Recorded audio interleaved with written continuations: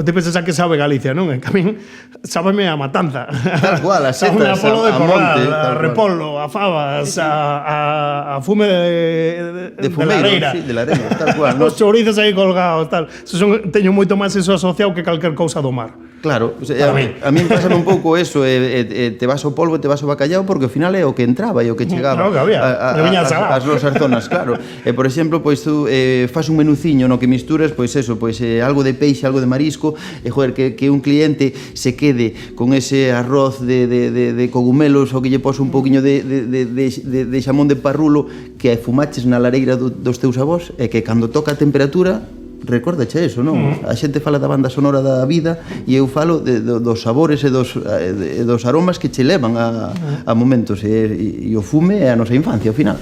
Penso que é momento tamén de darlle a cabeza, de cambiar un poquinho os hábitos, de intentar, pois eso, pois como falábamos, non sei, intentar atopar o lado positivo para que as nosas empresas muten e sobrevivan, que ao final é importante. Pero hai cousas que se isto se posterga moito van cambiar na nosa forma de ser, culturalmente, como pobo, como idiosincrasia e tal, e a min, pois bueno, que cambiemos isto na nosa idade xa é máis difícil, pero a xeración que ven pode supor un cambio, un punto de inflexión. Sí, moi significativo de cara a un futuro, ¿no? Se algo pode quedar bo desta cousa é esa racionalización de horarios, ¿no? Todas estas limitacións de horarios.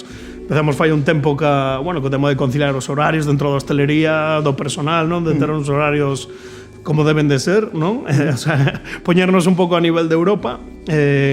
E a xente, é verdade que a xente respondeu, empezou a celebrar a vir, a comer ata un poquinho antes, un poquinho máis cedo. Xa vamos asumindo isto de ir ás 9 a cenar, agora igual terá que ser ás 8:30. Se unha cousa decimos con orgullo dos 8 anos que levamos no restaurante é que conseguimos nos fines de semana que máis da mitad do comedor este sentado entre as 9 e as 9:30. Eso quere decir que sí é posible.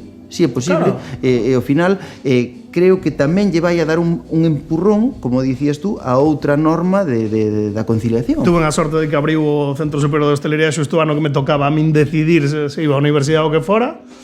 E a verdade que esas poucas semanas xa me encontrei a gusto nese ámbito, dixen, este é o meu rollo. Cando un topa a vocación, a verdade que é algo fermoso, hai que non a topa en toda a vida. No, porque é difícil. No meu caso, pois, o meu pai é cociñeiro, o meu irmán maior tamén o é, e os dous querían que uno non fora. Vale. Porque un pouco xa sabes como funciona o rollo. O neno ten algo de coco, o neno ten que facer unha carreira, ten que ser o primeiro que se escape desto, e o neno solo quería tirar para aí. Meus pais traballaron en hostelería, meu pai tuvo un restaurante, era o primeiro de dicirme nunca hostelería, e se te metes en hostelería, nunca cociñeiro.